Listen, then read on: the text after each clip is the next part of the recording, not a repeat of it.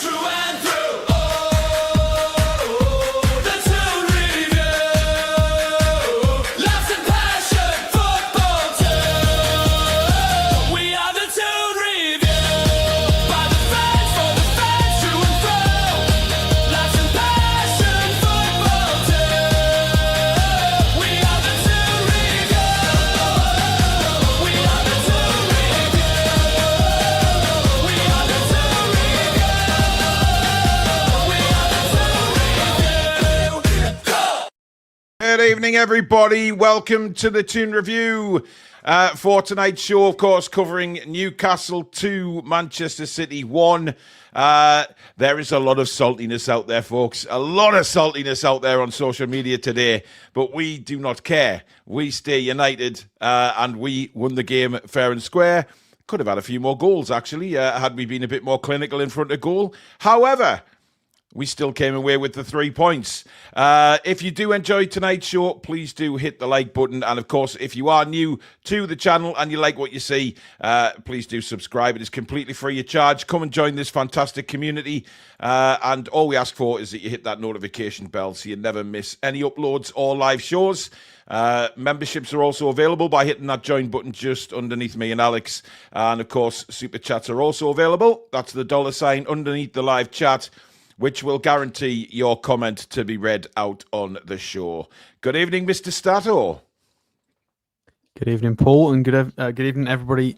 Let's try that again. I've got to do Billy's bit. Just say it out there, Viewerland, mate. No, I've got to say the Magpie Massive, and to everybody out there in Viewerland, we have to do all of it for Billy.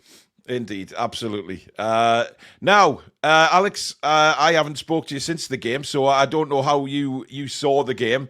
You know, whether you were pleased with the performance or, you know, listen, I'm not subscribing to anybody that says we've turned a corner yet, because we know what it's like under the lights at St James's Park against the big teams. The main test for me is coming this week. Away games at Marseille and, of course, Everton. But yesterday, little bit of a tinker in the defence, obviously, with Cher coming in for Botman. Livramento was a surprise inclusion, given that Trippier had picked up a slight hamstring injury. But my God, was it good to see those two back at full-back, wasn't it? It was enormous. It was enormous. Just, I can't talk about the two fullbacks without then talking about the rest of the team and the performance, because it was that impactful. It's night and day different, where the whole team can build up differently, play differently. It's just such a huge difference. I mean, Fabian Cher coming into the side, I personally think was a surprise based on the physicality of Haaland, but they didn't target him in the way I thought they were going to. I thought they gave him a lot of time and space, a lot more than I think they should have done. I think that was maybe a misplay by Pep and City, because Fabian Cher, if you are very aggressive on him, has lapses of concentration, can lash out a little bit, and isn't the fastest. So I think they should have just gone all out at Fabian Cher, and they just didn't. They just let him. I think he put Fabian Cher in for the opposite of that, Alex. I think he put Cher in because he knew it was going to be a more physical battle with Haaland. And I don't think that's Cher's strength, to be honest. He's strong. He's very strong. He did okay yesterday. He's not Erling Haaland battled strong. well. He certainly did. But they gave him a lot of time and space to dictate play some fantastic switches, break the lines, and he was really, really good. So, yeah, that's more for City for not playing the right game. Look, Harvey Barnes played yesterday, and, of course, Gordon was apparently very, very close, but I don't see how he can drop Harvey Barnes. We were all cursing him at half-time, saying that he had two huge opportunities to score in the first half, but then goes and does that in the second. And what I loved about that, Alex, was the fact that Harvey himself, he didn't put his head down, he didn't sulk saying, "Oh, I've missed a couple of chances." You know, he went and still gave a second-half performance and took his 2 goals fantastically well. He did. He's undroppable now. Although we say that because of the way the fixtures are, there will be rotation. So Gordon's lucky that he's in a position now where there's so many fixtures. He will get a chance. If it was any other situation, Barnes is definitely the number one now on that left side, just through consistency. His out of possession work has improved. He looks sharper. He looks a bit faster, a bit more physical, and he's continuing that vein of being very clinical. So, and as you said, he doesn't let his head drop. He knows that he's a good finisher, and go again. Because when you get another chance, he might be able to score that one. So he's very persistent with it, and he is essentially undroppable. He's the guy now for Everton. We need to play him. We need to start getting the away form right. And one of the best things you can do is probably play someone like Harvey Barnes, who's going to score goals. Couple of super chats. Trolls has gifted a Toon Review membership. Thank you, mate. And I think that's Wagner. The denial on City supporters, even after technology proved the goal was onside, has been amazing. The discourse, the cries, everything fantastic. And Eric says, evening, gents, we need to extend Hall and Tino immediately. They are the catalysts for this team, and we need to secure them for years to come. I don't disagree with that at all.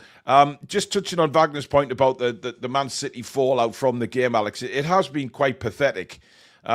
Because, the crying on about, offside and things like that, they seem to forget a couple of years ago, Sergio Aguero in a completely huge offside position when the goal was given. And I also, just take the loss. Donnarumma running around after the referee when the second goal went in. Pathetic. Absolutely pathetic. I thought Doku yesterday, every time he was touched, he would go to the floor. He's a very, very good player, Doku. He doesn't need to do that. But I just thought, Man City themselves, they don't like losing. And I don't want Man City to turn into an Arsenal where they lose a game, Alex, and they cry for weeks on end. Because it's just pathetic. Yeah, it does seem to be and not all, but it seems to be a theme of the Big Six fan base.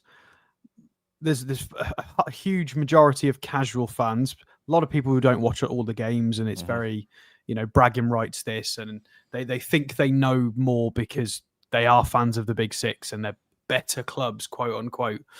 And it's just bad sportsmanship, and it's a show of low intelligence and low emotional intelligence. It's just their go-to every single game. You've got to be able to accept losses and understand when your team's not been good enough. We lost against Liverpool early on in the season, and unless I'm misremembering, the way I've got that in my memory is we just kind of bottled it a little bit. We really wanted to play aggressively and go for the win. It didn't work. They clinched a winner. It's one of those things.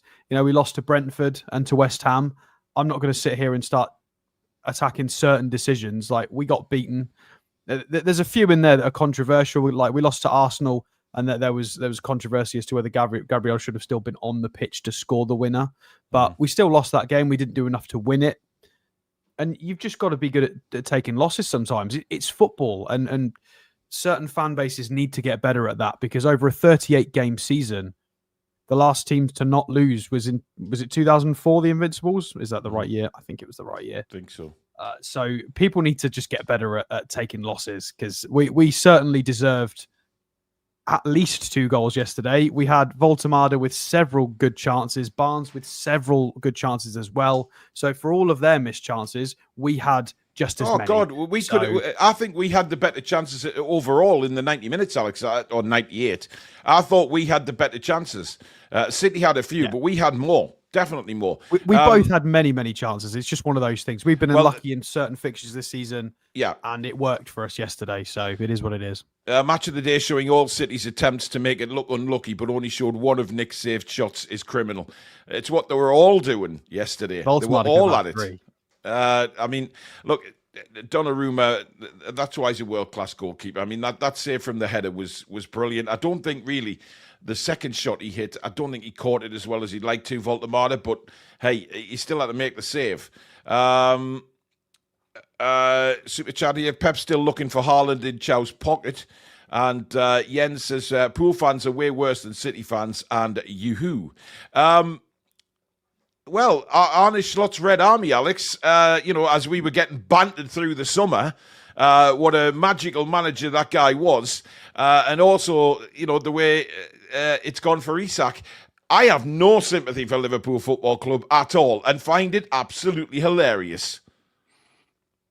Yeah, I mean, I don't want to talk too much about opposition. Well, No. different Just a teams, little point. but Just a little yeah, pointer it to them, is, Alex. Tip of the hat. Well, the fact that there've been a few articles that have gone out in the last week suggesting, well, not suggesting, just outright saying Liverpool bought Isak when they didn't really need him or didn't really necessarily want him. The U-turning on the narrative is outrageous, and again, it's certain people in the content creation space and journalists as well. No, you printed these things. You said these things. Yeah. It is recorded. I know a lot of people forget, but not all of us forget. We had a very harsh summer as a fan base, and we will not forget how we were treated as a fan base. Absolutely. Free Isak, we're holding him to ransom. He did not put in a transfer request. That was what he should have done, and he didn't. We conducted everything professionally. It's down to them, and karma is certainly catching up with them because they thought they could just do whatever. When I was on Sky, there was a Liverpool fan who specifically said, "Oh, well, it was Newcastle's stubbornness that's caused both teams to have a bad start to the season." And it's just that attitude that is just disgraceful. And it's karma. It really is. It really is justice. It's justice served. It is. It's nice. 100%. It's justice. I Absolutely. mean, they will settle. They will kick on because they've got some great players. But it's funny. Well, are they going to kick on with Arnie Slot, or will it be somebody else? A really good indication, or not indication. It's kind of symbolic. Van Dijk is behaving exactly how the fan base is also behaving. He doesn't get it. He doesn't get it. He says the right things. Did you hear in that stat, interviews, Alex? First player to lose. Yeah. But I'm bored of this. All of my feed on any platform is just full of Liverpool, whether they're winning or losing. Yeah. Don't care. Give the teams who are winning some airtime. Well, the fact is that we even though we beat Manchester City, it's still all about Man City's missed opportunities. Man City's got the referee didn't go Man City's way, etc., etc. This is every time we win a game. It's never how we did. It always takes for like pundits like Alan Shearer to stick up for us and say, let's look at the positives for Newcastle rather than look at the negatives for Manchester City or whoever it is that we've beaten. It becomes really fucking annoying. But anyway, we've got to do a man of the match poll, Alex. So we need to get that up before we go any further. Of course, 2 each tonight. So who's your first pick for man of the match? Ooh, that's a good one. We'll try and be careful with this because we've not had a proper man of the match poll for many weeks. So we'll try and do this one justice. Very true. Right, Pope and the back four. Probably out of that chunk of players, Malik Chow probably the only one who deserves a shout. Fabian Schär not far off, but I don't think in that top four. We'll go Malik Chow. I think he deserves to be in the vote. Yeah. I'm going Harvey Barnes straight away because of his 2 goals, obviously. He has to be there. Plus the fact he was very good apart from the 2 goals as well. Who's your third? That's a tricky one, really. Ooh, I'm not sure if Altamar or Murphy did enough.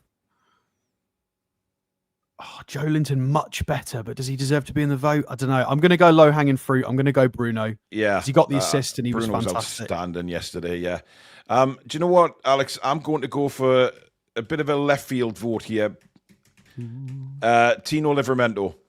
And the reason I'm going Tino is that he hasn't played for such a long time, right?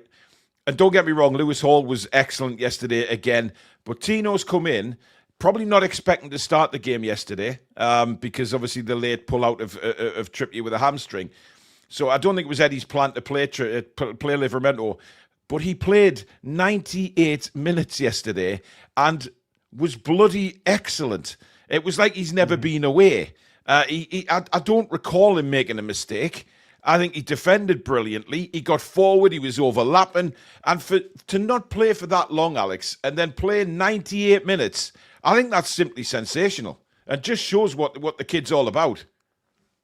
Yeah, I mean, outside shout to Tonali there, but Tino, for the context of coming back from injury, I put in my notes, it's sort of 85, 88 minutes. There were several occasions where Savinho was fresh legs, just came on for Man City, tried to get to the byline, and Tino shut him down on both occasions.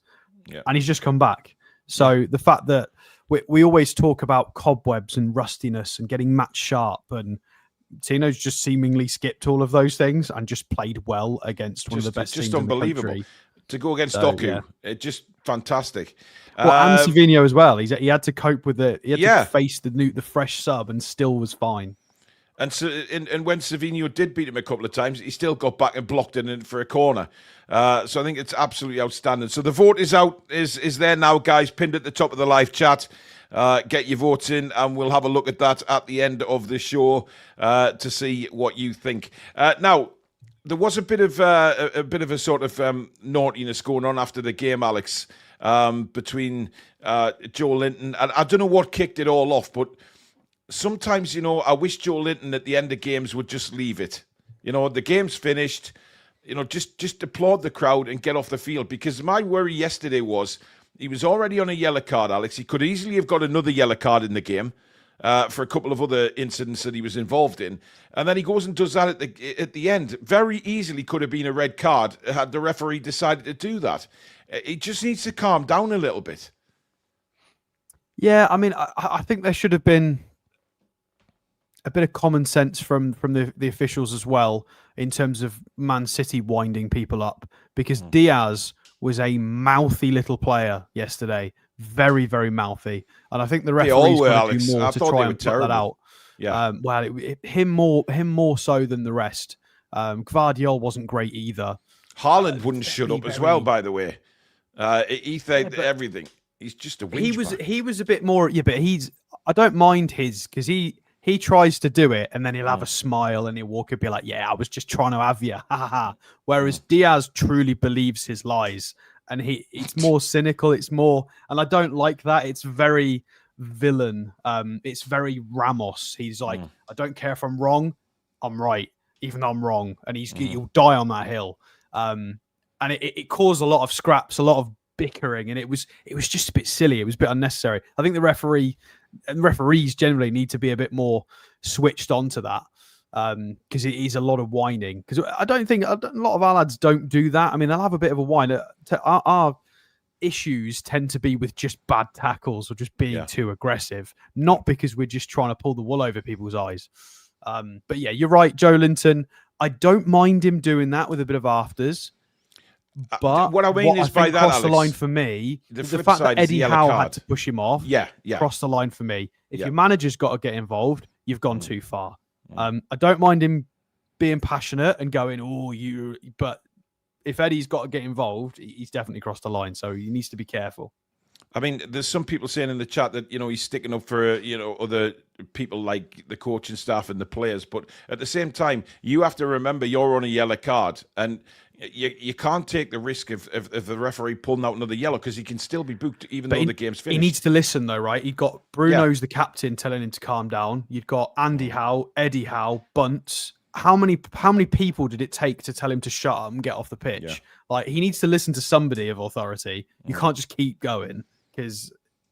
But anyway, it's one of those. We want him to be aggressive. Yeah. I mean, we can't have it both ways, can we? It's difficult. Couple more super chats. Derek says, hi, Paul and Stato. What a wonderful game last night. Toon. Jens says, didn't Bruno get 2 assists? And wow, Livra and Hall. Samsonite says, Tino and Hall has to have a clause in their contracts that they're not allowed to be injured at the same time ever again, or we're back to Bernard Trippier. And DK says, what's Pep's thing, tapping up opponents' players after the games? Well, he did explain that. I mean, he explained what was going on with Bruno, and I don't think it was anything to do with tapping him up. I think it was something that had been said regarding probably the offside, I think, more than anything. But we may as well talk about the offside, Alex, first, because... Well, the not offside. Well, they're not offside, yes, of course. The goal. People have been screaming out for this new technology, haven't they? And now with the new technology is here, people still think, when it doesn't go for them, it goes against them, and they say, the technology's shit. They can't have it both ways. But it clearly showed that he was onside. I said during the commentary yesterday that I thought as soon as I saw it, I thought he was genuinely onside. It was very close, yes, but I think when the replays were showed a bit later, he was onside. See, I thought he was off initially, Right? Because I was just looking at feet, not as much body position. Well, if you look at the feet, obviously he's you've got- offside because if you look at the 6-yard line, Alex, to the two players in question. But that's Bruno's not how is you further judge an forward. offside. No, it's not. It's on any part of the body that you can play the ball with, and Yeah. it started at upper sleeve. That's where they drew the line. He's onside. Yeah. They got to draw the it's line bad. somewhere. It's one of those things, and it's, I think, quite clear cut with the graphic. I don't know why people were whinging about it. They were just looking at feet and going, "Oh, but his feet are onside." Well, that's not how offside works. I don't really understand what the controversy is, to be honest. I would just wish they'd change it to Wenger's idea of offside, where there has to be a clear gap, Alex. And then you're offside. It would make things so much bloody easier. But then it's how big's the gap? Well, if there's daylight between the two players, Yeah, but how big's daylight? well, Are we going millimeter? How good is the camera that's going to determine the width of that? Like that's not for us. I don't mind the current rule because there's a definitive yes and a no. Whereas if we start doing benefit of the doubt based on a gap, that's where we reintroduce subjectivity into it, which we just don't want. I think we've got a reasonably goodish setup now with the semi-automated offsides. Yeah, we just need to clean up the subjective things like the handballs and standing in the line of sight of the of the goalkeeper. There's a few other things we need to get better at in terms of the game, but the offsides, I'm not as bothered about them at the moment. I think they're fine. Yeah. Peter says, did you see Diaz saying Barnes pushed their keeper out of the goal when he scored, then claimed we should not have won? It was just bad. Well, earlier on in the game, Fabian Schär got pushed to the floor for a foul, and then he gave the corner to Arsenal. I could not believe that, mate. I couldn't believe that decision. How can he be pushed like that? And then he says, "Oh, we'll retake the corner." It should have been a free kick. There was what weird the hell stuff was going on there? Both sides. So madness, absolutely madness. Aswaros says, "Come on, we did this last year. More wins ahead." Well, hopefully, yes. And Dan Robinson, hope you're well, Dan. J7 argued with Pep while Pep was complaining to the ref about the goals. Who cares? Tyneside flooded with City tears. Great game. Let's kick on from here. Very important that we do. Another contentious point in the game, Alex. Was it a penalty? Because I'm going to be blatantly honest with you now, Alex. I think we've got away with one. Because if that happens any other place on the pitch, Alex, right, and you come in late like that, it's a free kick. We've seen it so many times about late tackles, whether the ball's there or not. Though. Not necessarily, I do. I think we got away with it. Well, no, not based on your description there, not necessarily. Because if you tackle someone late who is just passing the ball, that is a foul. But if you're tackling somebody late who gets the shot away, there's a different interpretation of that. As far as I'm led to believe, I was going to have a look at the rule today, and I forgot to do it before the show, so apologies. And I think that is what they've based it on. Yeah, it is. It is essentially he's got the shot away, so no, which is quite harsh because it is but by rights it's a foul standard tackle, and he's gone through Foden there. I think it was very reckless from Fabian, though. Very reckless just to dive in like that. But we're going to have to remember this. If we get done by that ourselves, we can't be salty and bitter. And we've got to go, look, we've had it one way, so that the rules have got to be applied consistently. So as long as we do that, then it's fine. The hell? Johnny says, Chow and Share, apology to the Geordie Journals, Stato. Absolutely not. Categorically not. I stand by what I said. I don't think the Geordie Journals would be expecting an apology just because they suggested it might happen. I think it was Liam Kennedy that said it. Correct me if I'm wrong, but one of them said I didn't say that it was wouldn't an idea. Happen. Yeah. I said that I would prefer Botman for the physicality matchup with Erling Haaland because it's how we've always done it historically when we've done well against Man City. Is you need to stop that brute monster from just doing stuff. but he didn't target Fabian Schär very much. I was very shocked. And he went for Malik Chow a lot of the time, and Chow had him in his pocket. That tackle in the second half, Alex, just when Haaland tried to go down the right-hand side of him in the penalty area, and he just took his time and then just waited till the perfect moment to take the ball off him. I mean... Well, that was on Schär's side, so he was... Yeah. Chow was very much making sure he was on Haaland at all times. I mean, this guy is just an incredible footballer, Malik Chow. It still amazes me that we've got him for the price we have. And he's just... Considering, remember when we had him on a transfer show, Alex, and you were going through all his stats, and there was a lot of doubt in the chat, and amongst Newcastle fans all over the place. Anyway, at the time, because messages had come through, he hadn't had a good season with Milan, and they're trying to palm him off, of course, to Como before Newcastle United came in. I mean, bloody hell! If this is I think it's very naive from a lot of the Milan fans. Unbelievably so. When we first were linked with him, he was, 22? Because he's now 24, I believe. Yeah. So they were going in really hard on somebody who was 22, then 23, playing in probably one of the hardest positions. I think most people would agree to learn. It's an experienced position, as you centre-half position. So he was making mistakes. He was mistiming tackles, getting red cards and various other issues. He was playing right-sided centre-half, left-sided centre-half, sometimes going out to full-back. And it was mixed. You could see he got quality, but there was mistakes. There were definitely mistakes in his game. But he was 22, 23 years old. Yeah. So he's come to the Premier League, having got several years of experience in Serie A and the Champions League and other things, and he's now looking better. I don't quite get what the shock is, because he'd always got the speed, athleticism, good technical ability, reasonable passing range. He had all of the right tools in the toolkit, in the toolbox. He's now just making fewer mistakes because he's much more experienced, which was always going to be a thing. I don't really understand why they hated him. It's weird because he's clearly a good player.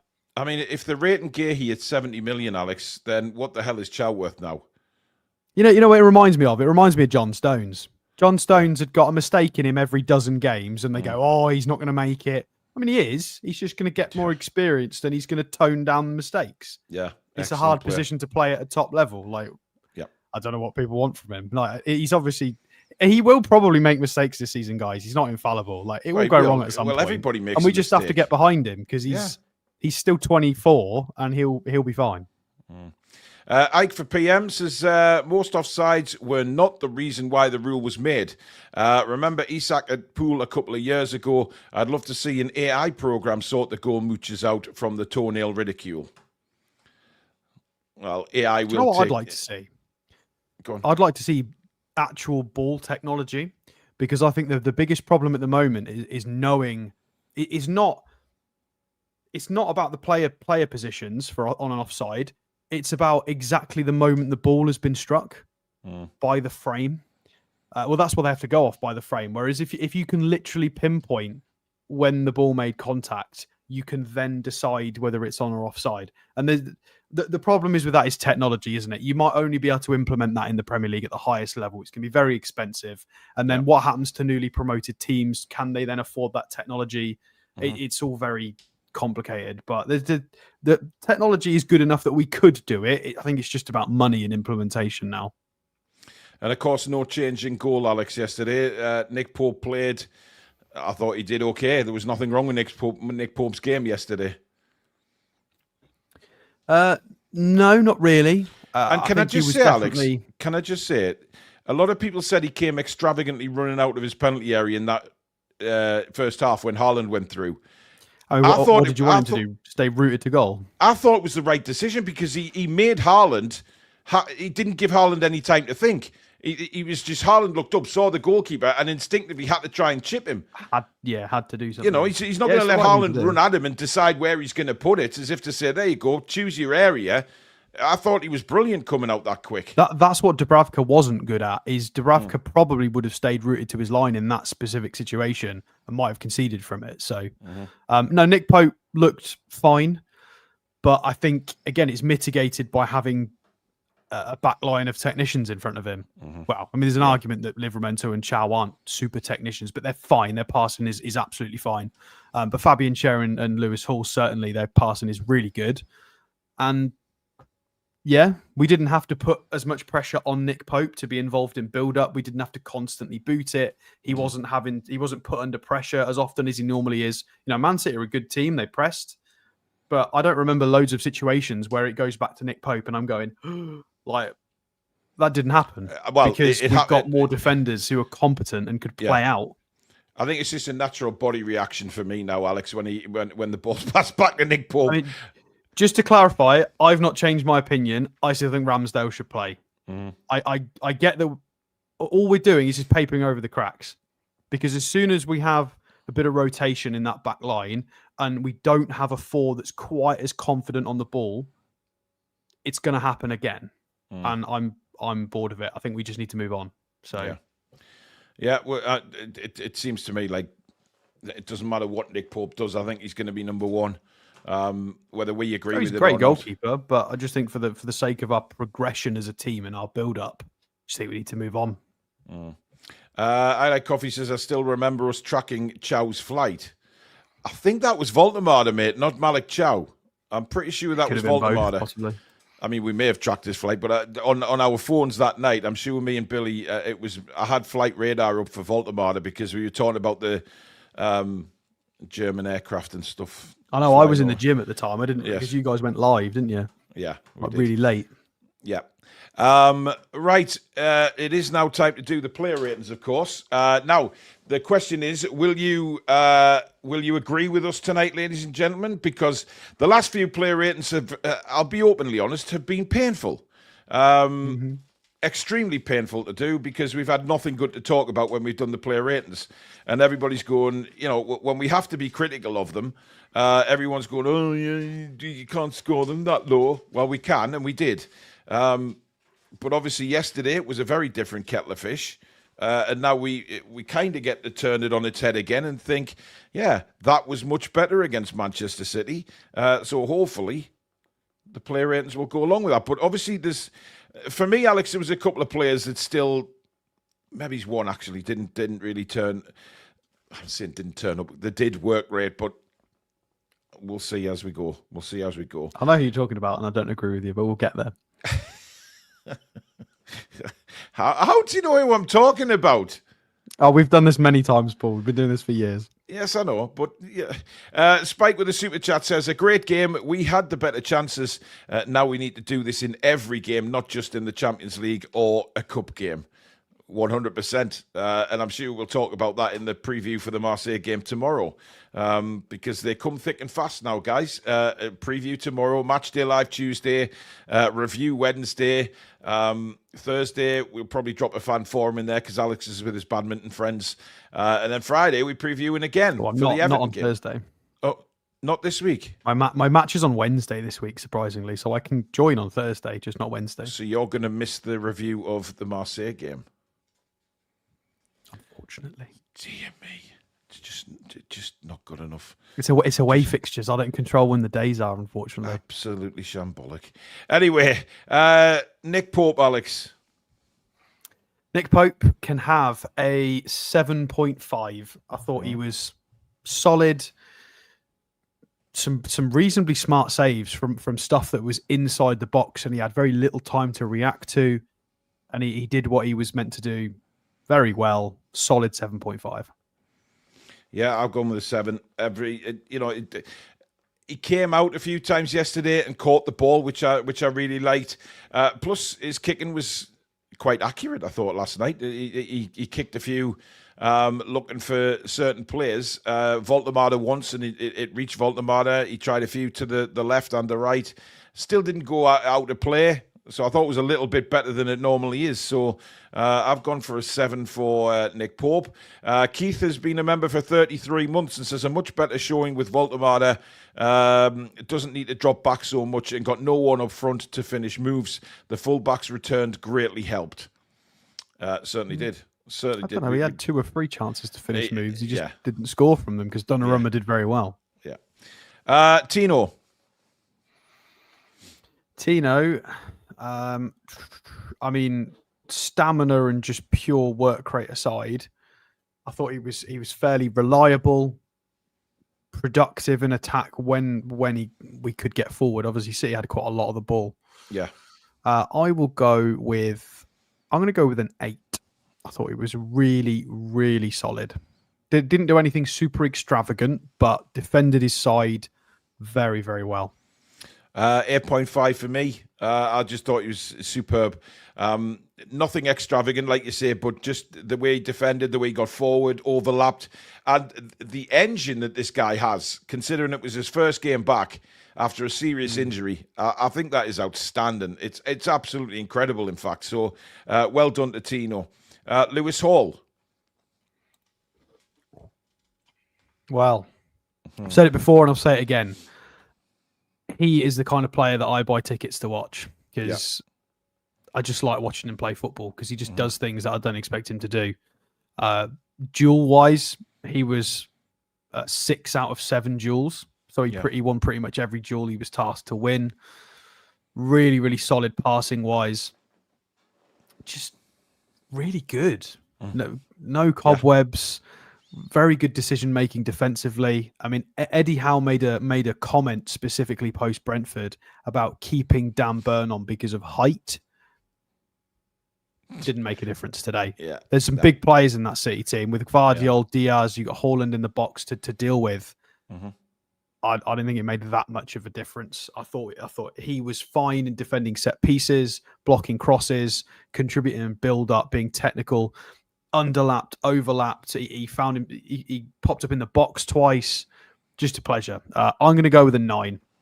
I thought he was absolutely sublime, and I know you can't play him in every match, but he's another one that's just undroppable.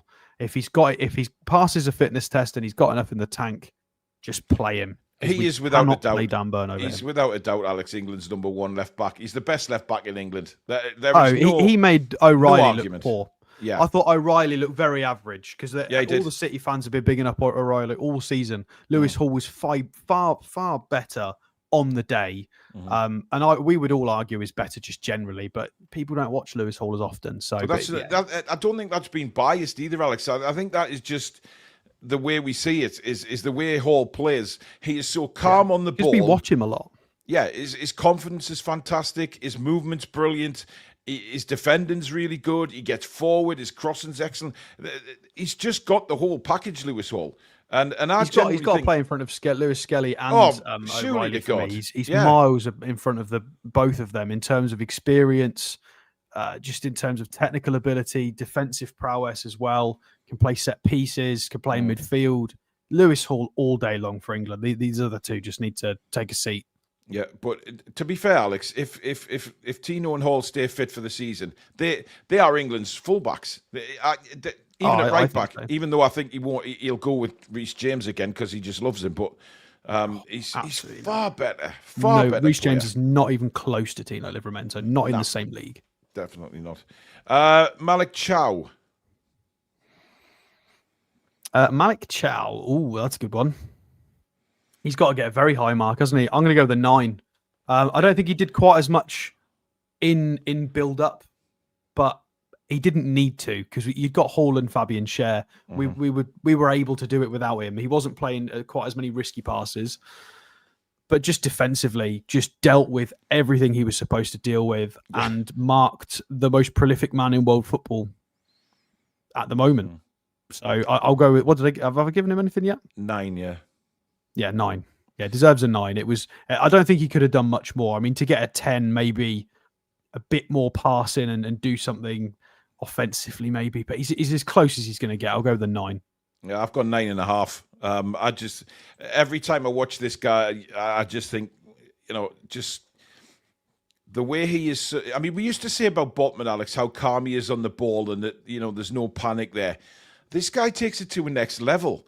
In just his little back heel flicks and things like that, they always seem to come off. There's nothing that he does that really doesn't work, and it's incredible. And the more he goes on, the more confidence he gets, and obviously working with Eddie and the coaching staff is bringing him on even more.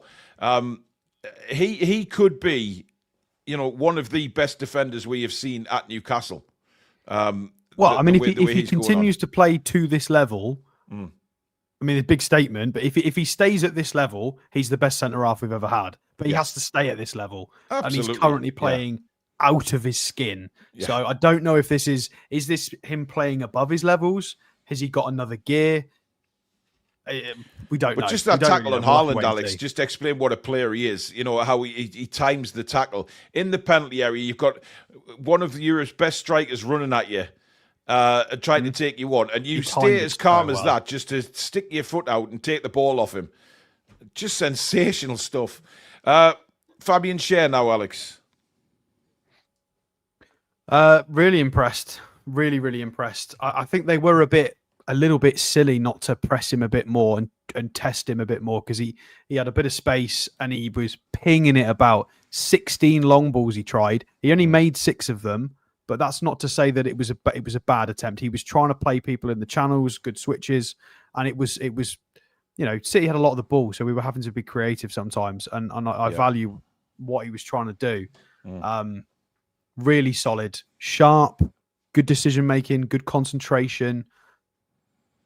Yeah, I'll go for an 8 for Fabian. I thought it was really, really solid, and it's nice to see him play to that level, because he had a massive wobble, in my opinion, last season for large spells. Did he not? With his concentration, various other things. But I think somebody like Malik Chow covers for some of the deficiencies in Fabian's game now, as how old's Fabian? 34, 35?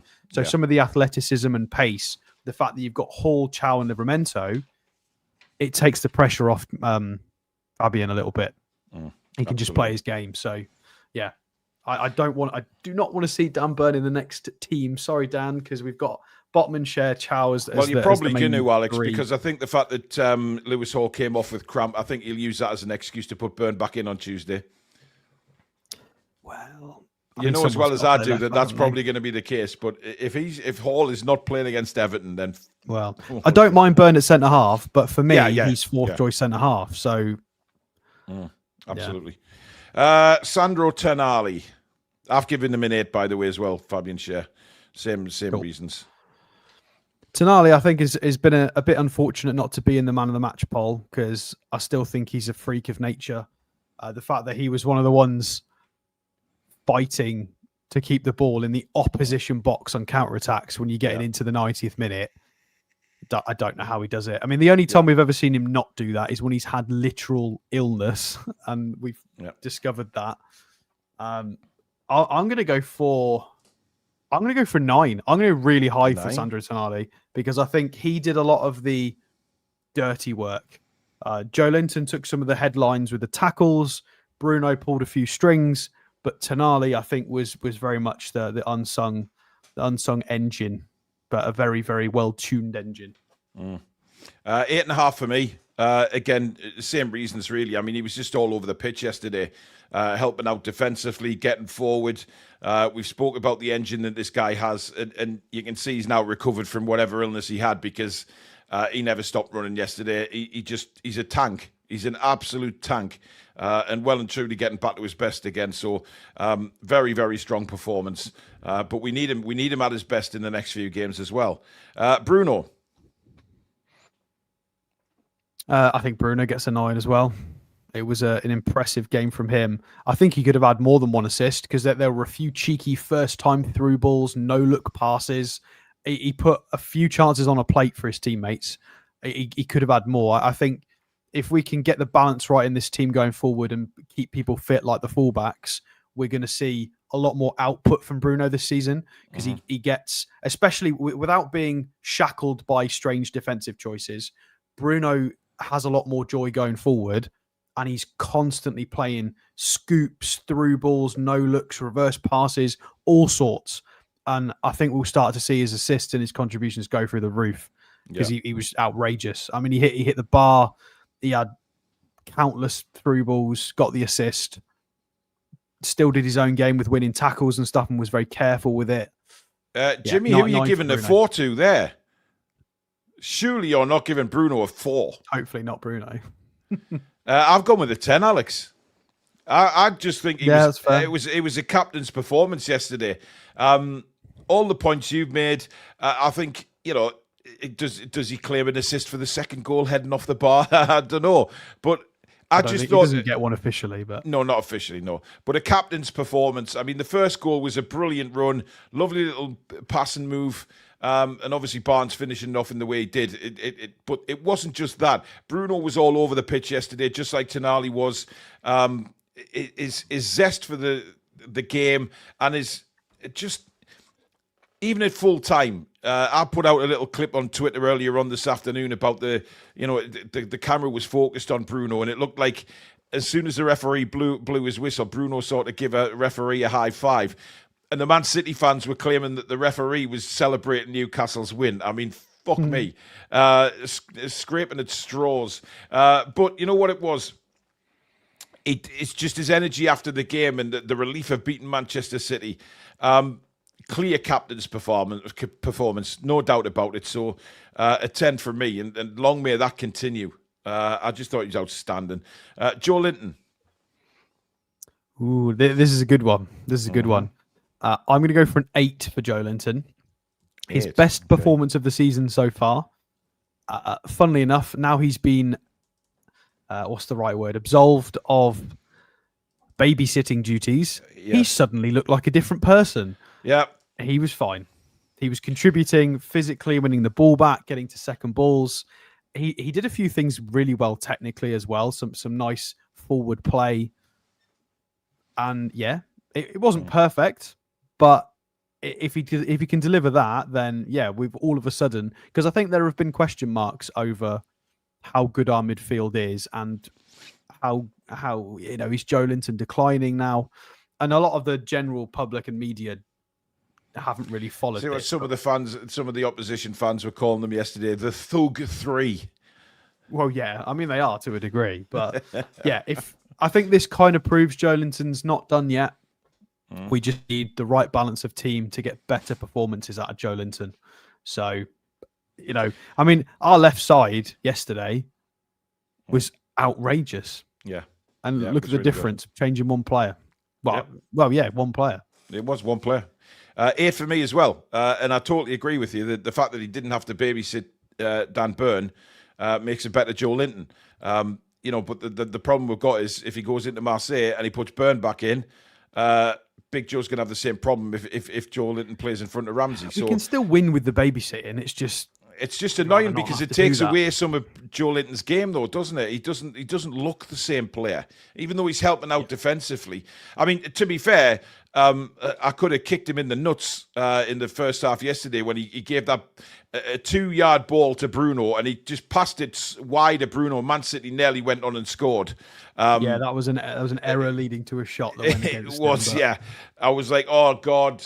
I wouldn't kick him in the nuts, Paul, because he'll kick you back twice. No, I wouldn't. He'd send me to the fucking moon, mate. I wouldn't. Or I'd kick him in the nuts and run. But I wouldn't get far, to put it mildly. Jacob Murphy. Now, I'm assuming your contentious player. I was happy with Jacob Murphy. I thought it was fine. I thought they had to be very careful with overcommitting on that left side with Doku and Silva. I thought they had to be awfully careful, especially because of O'Reilly being really high up all the time. We had to be sensible. He got 4 accurate crosses in, 3 key passes, some really good crosses as well. I think he could have got some assists from Voltemade. Well, he crossed the ball. He actually crossed the ball for the second goal. Yeah, he deserves a lot of credit for some of the attacking output. A lot of the chances that didn't go through were as a result of Jacob Murphy's hard work. So he's not going to get any credit for it, but he did a lot of good stuff.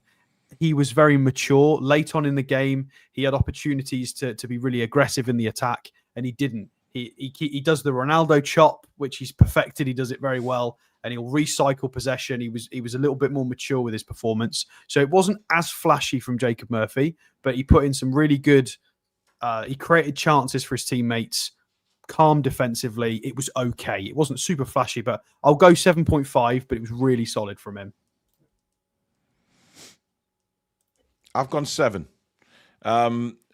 I'll tell you what my gripe is about yesterday, Alex, and it's not so much a gripe. He struggled 'cause I think physically for me yesterday a bit. he did very well, but what I find very puzzling about Jacob Murphy is he is a fantastic crosser of the ball, right? But some of his short passing, Alex, is dreadful. He puts these wonderful deliveries into the box, but when he's just normal short, It's when he drifts passing, into midfield and Yeah, then he'll just play it just- to the wrong shirt. Yeah, I know it's exactly unbelievable. And that's my only problem with Jacob. I think his effort, his crossing, some of the balls he put into that box yesterday were superb. Just what you want. Perfect, but But it just puzzles me how he can be so good at the long crosses like that, and then the short form when he cuts in. Dear me.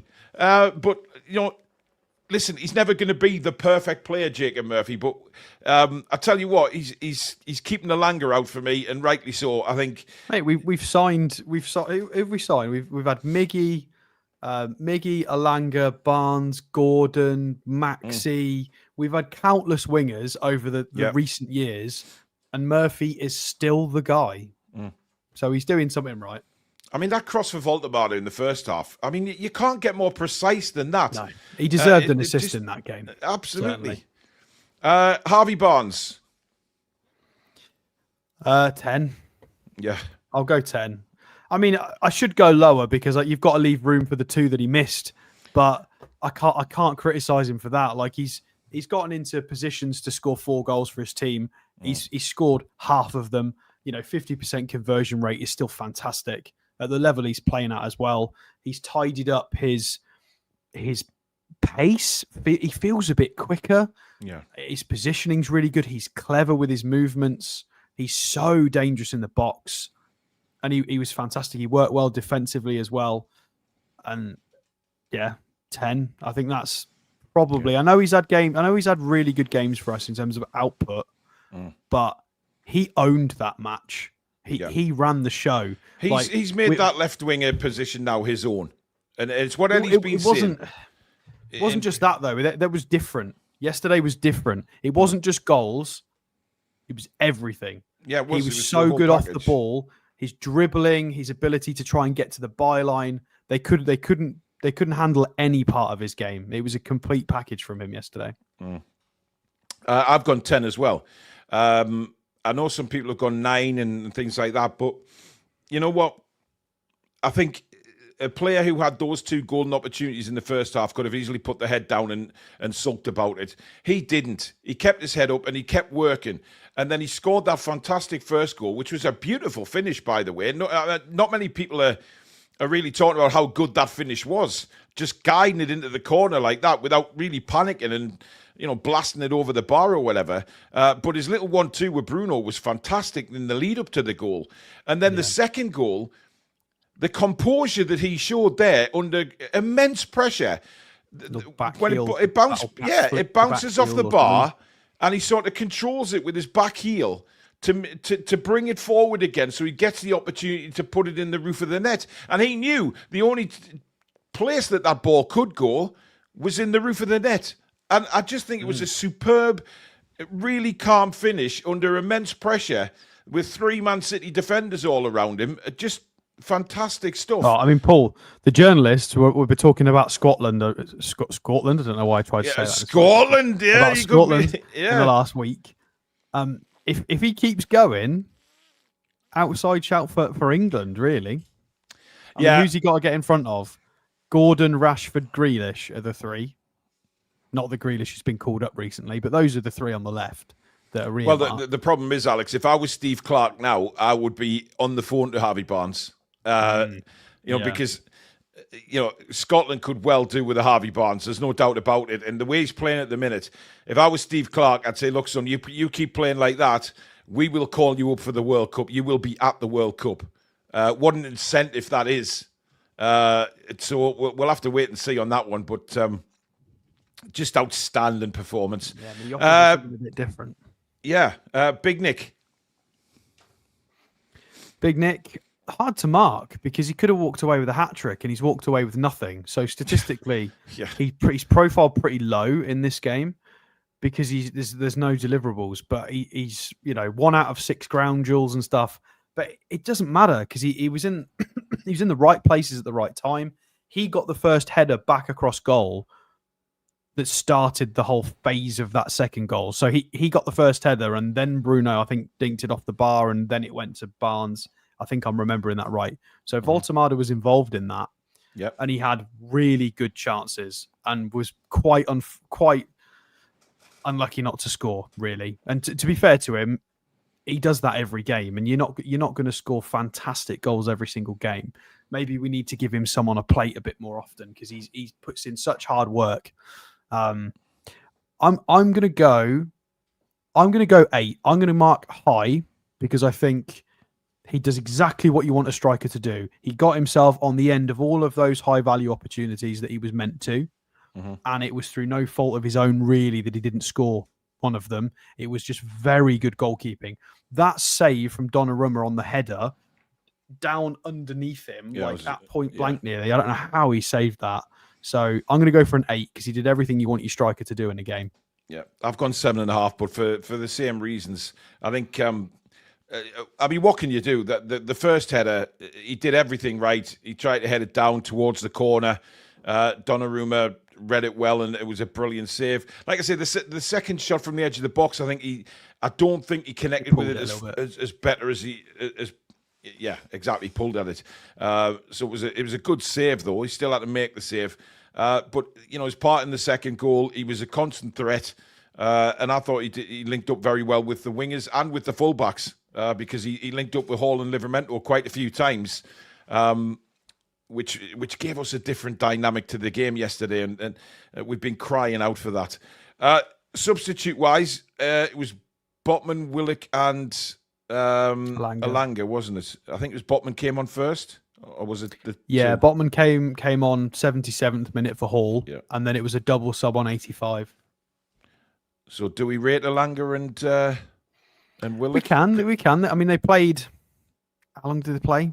Just over 15 minutes. So 15 minutes. Yeah. Okay.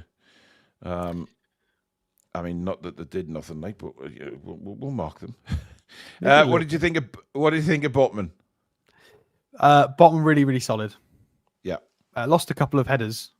Apparently, I saw a comment from Big Tank earlier on saying that Eddie lost the plot going 5 at the back. I'm not sure. He saw the game out really well. I thought that was We'll talk about Eddie, but absolutely. But Botman, 7. Yeah, came on and did exactly what he was supposed to do. Bolster the lines and just be calm, and he did that. So I'll go 7. Yeah, 7 for me as well. He just came on, did the job that he was asked to do, and was fine. Marshalled what he needed to marshal, and it's brilliant where we can bring a player like Botman on to see a game out. And actually, I have to say, I thought Jacob Murphy did very well when he went to left wing back, completely out of position, but just to see the game out. And I think Eddie put him there, Alex, simply for defensive work. He wasn't going to get anything going forward on the left-hand side. I think it was mainly just for his defensive qualities, and it worked. Yeah. He did very well. I mean, hats off to Jacob Murphy for being such a good sport to go and do that and make it work. So, well, I mean, he would play anywhere for Newcastle, wouldn't he, Jacob Murphy? It doesn't matter. Joe Willock. Willock gets a 6 from me. I thought he was really, really good when he came on, actually. There were a few opportunities to try and progress the ball, stop the pressure or release the pressure a little bit and try and get us up the pitch. And he was quite good at that. He looked all right. And that is all you want from Joe Willock, is if you're going to get subbed on and used, help your team. And he did that. He picked up the ball. He progressed it up the pitch. He tried to shield it away from Manchity. I mean, that's where. So yeah, a 6 for Joe Willock. I thought he was good. He looked, dare I say it, sharp for Joe. Yeah, I've gone 6 as well. I mean, coming on at that stage of the game, sort of Eddie will have given him instructions what he wanted him to do, and it looked like he was carrying out those instructions properly. He didn't look terrible in his last start either, did he, Willock? So, well, I wouldn't be. I still think there's a cloud hanging over him. There might be, but I think it's really releasing a little bit. I wouldn't be absolutely against seeing a Joe Willock start at some point in the next few weeks. because we've got a lot of matches coming up. But obviously, we've got Jacob Ramsey to use as well, and we've got Miley, so he's going to struggle to get minutes. A question here from Craig Nesbitt, Alex. You might know better than me. Did you guys see the XG ratings? City were 2.21 and the Toon 1.86, but we had 9 shots on target and they had 4. So how do they work the XG out? Can you enlighten me, Stato? It's the quality of the shot. So they factor in how close are you to goal, the angle between you and the goal, how many defenders are in front of you in the goal and where they're positioned, the goalkeeper's positioning. So I think a few of Man City's chances were right in front of Pope. Like they should have buried a couple of them really, and they didn't. Well, there was so one they from probably Haaland got just awarded. hit Pope, didn't it? Yeah, Just so hit him in that the would have been a stomach. very high value opportunity and given high XG. Whereas something like Voltemada's header, although looked great, is such a hard move to execute well, is a lower XG value because it's hard to do that consistently and score from that. So it's not as high. Again, I wouldn't go by XG, not on one singular game, because we're talking about the cream of the crop, the best in the Premier League, some of the top players. Often they break the model, and anything can happen in a game. So XG is a better metric to use over the course of a season or a higher volume of games, so you can get an idea as to whether a team's overperforming or underperforming. Yeah. So it doesn't really matter too much. And finally, for players, Anthony Elanga. 5.5. I'm going to give him slightly lower than Joe Willock because I think Willock did a little bit better. But yeah, Elanga made the forward runs when he needed to and tried to. Didn't do quite as much. Alex, I think he looks clueless. I think he's devoid of all confidence at the minute. When the ball was coming to him, he struggles to get a hold of the ball. Then he just, twice yesterday, he tried to take his man on and he just lost the ball. He didn't even look like he was going to sort of have any success. And I just think his confidence is just flat rank. Just rock I'm not bottom I'm not going to crucify him based on that because we've seen Joe Willock do that 34 times. So I know, you but we've seen it. He still hasn't sort of. There's nothing I've seen yet that's inspiring me that anything's going to come good. I hope it does because when he's at his best, he's a good player. He'll be fine. But I've given him a 4. He's not doing it for me at the minute, unfortunately. Finally, Eddie Howe. I mean, Eddie Howe gets. I'll be nice. I'm going to go with a 10. I'll be nice. Because Now, bear in mind, Alex, the last ratings for Eddie Howe, okay, that we've given him in the Premier League have been 0, 0, and a 2. That was against West Ham, and in Brentford was a 0-0.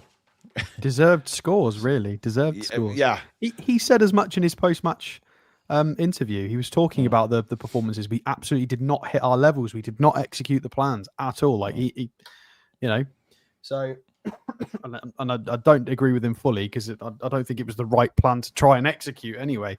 Absolutely. In this match, it certainly was. The back four was sensational together. The balance was really good. You know, we 4-5-1'd at the right time. We dropped into a certain shape. Sometimes we dropped a little bit deep, and it was a big call to put Cher in, was... wasn't it? That was a big call. I don't know. I don't know if it's a big call. He's been a starter for a long time. No, but what you were saying earlier on against Haaland, you know, with the physicality. Chow mitigated that. He did come over and support where necessary, and they handled it. I do think City could have exploited it more than they did, but no, I thought he got the lineup and the general game plan and the vibe of what was going to happen, because you know City are going to get opportunities even if you execute your plan perfectly. Yeah, of course they are. I thought the certain shifts in the game were appropriate, and the subs. I liked the subs. A few people in the chat said you're not super happy about Murphy going at left wing back. I don't know, guys. I think he was just trying to do the best. He didn't have any other choice, to be fair. He wanted to see the game out. I was all right with it because I know Murphy's got good defensive qualities, whether it be on the left. We appreciate it's a round peg in a square hole, or vice versa. I get that.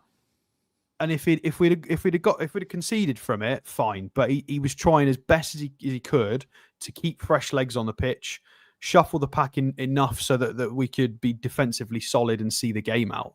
So, Alex Murphy, I don't know. He's obviously seeing something in training that we're not. None of us can say whether that's a good or a bad call because we don't see him in training. He's not keen to put him in, is he? Off. He's not keen. So a 10 from Eddie because it's his 100th win for Newcastle United, and it's the first time he's beaten Man City for a very, very long time. 17 years, Alex. So he deserves a high mark. Or 17 attempts, whatever it is. I think it might be attempts, actually. But I've gone a 10 as well, simply because we beat Man City, guys. Man City are one of the best informed teams in the Premier League right now. I've got them to win the league, so we beat my predicted league winners. And the fact that we could have had more goals. I think the subs were good. Obviously when Hall came off, he decided that he was going to go 5 to see the game out, and we did. We looked, Man City had a lot of the ball in our half in the last sort of 20 minutes, but they didn't really threaten because when they did put the balls in, we were there. The better chances were in the first half, not in the absolutely, moments of the game. Tell you what, there's a great shout from Flynn here. Leo Shahar should be on the bench before Ruddy. I agree with that. Oh, I'm sick of seeing Ruddy on the bench, Alex. I said that at the start of Matchday Live yesterday. It really pissed me off when I saw John Ruddy's name. Well, I thought, not again. And what I've said Alex, the last few weeks, I want to fall back in January. And I think this supports that because we've got 2 goalkeepers on the bench again. But what I did say was that even though the under-21s had played the day before, he's not realistically, he's not going to get on the pitch, right? Just like Ruddy's not. So give him an opportunity to come and get that experience of a Premier League match day, and bring these players in to give them this kind of experience. So I don't see the point of putting Ruddy on the bench. It makes no sense. But hey, we're not the manager. I'm not going to challenge you on that. I don't know why John Ruddy's on the bench. I'd just like to see some of the kids get a bit of experience, even though they're not going to get on the pitch. So where's Kraft? He's injured. And Lascelles? I don't know about Lascelles. I know Kraft's injured, but I don't know about Lascelles. So Ashby and Kraft and Lascelles. Yeah. Lascelles must be injured because he would have been. I mean, it'd be interesting. Obviously, the benches are bigger for the European games, aren't they? So we'll see who's on the bench tomorrow night, Tuesday night. I think we need to see if we can shift Lascelles and someone else in January and see if we can pull in a fullback because we need players that are good enough to play. We've got so many players that on the books that aren't good enough to play, and it's just pointless. Yeah. Let's have a look at your man of the match, the viewers, before we leave you. Who do you think's got it, Alex? I think there'll be a fair few who have gone for Malik Chow because of how interesting that performance was.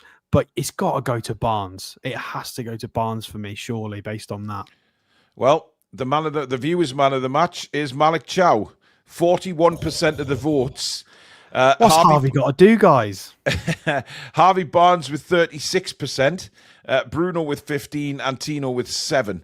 I did see a few comments earlier in the chat saying, we the viewers always vote for Malik Chow. It's Harvey's turn. But listen, if Chow performs like this every single... Who did I say? I think you said Harvey. It's fine. We just said different versions of his name. Right, okay. Yes, kind of. I agree. Maybe Harvey Barnes should have got it. But look, I'm not going to complain if Malik Chow keeps getting man of the match and he keeps putting performances like that in week out. I mean, isn't that not what we want? Do you want to know what I liked about Barnes yesterday, Paul? And I don't know if you noticed this. It's the first time really I've seen him not do his Archer celebration when he scored the first goal.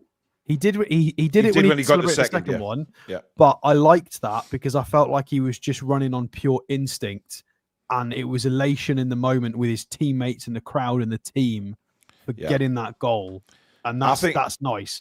It means he wasn't in his own head about his own celebration. It was just about that moment and what it was for the team. It's pure emotion, Alex, but also, he'll have been sitting in that dressing room at half time knowing that he's missed 2 very, very good opportunities. And wanted to do something to put it right, and boy, did he go and do it. So I think there was a lot of weight off his shoulders as well when that went in the back of the net. but it just fantastic. I mean, it was. But now the hard work begins again, because we go away from home in the Champions League, a very difficult game to Marseille. We'll bring you. They scored 5 away at Nice the other night. So. They did. And they've got an extra day's rest. Yep. So we'll bring you the preview tomorrow night, 7:00. We'll have a look at Marseille, how they're doing, and then we'll see what Eddie might do with Newcastle's team. That should be an interesting little segment to put together tomorrow, see what he might do. But thank you very much for watching today, guys. Thank you for all your super chats and memberships as per usual. Don't forget to visit thetoonreview.com for all your merchandise. There's loads of stuff on there, from hoodies, t-shirts, hats, things like that, to support the channel that way. That's thetoonreview.com. And listen, it's a fantastic weekend for us. We won an award, we hit 44,000 subscribers, and we beat Man City, and Sunderland lost. And Liverpool got stuffed. And Liverpool lost. You know what I mean? What a weekend. What a weekend, folks. But thank you very much to the mods and, of course, Alex, and the big thanks to you guys out there, as usual. Please give it a like before you leave. And, of course, subscribe if you are new to the channel and you have enjoyed what you've seen. It is free of charge. All we ask for is that you hit that notification bell so you never miss an upload or a live show. But in the meantime, folks, enjoy the rest of your Sunday evening, and we'll see you all back tomorrow. Good night. Away the lads and lasses. Come back and check on Sea Breeze.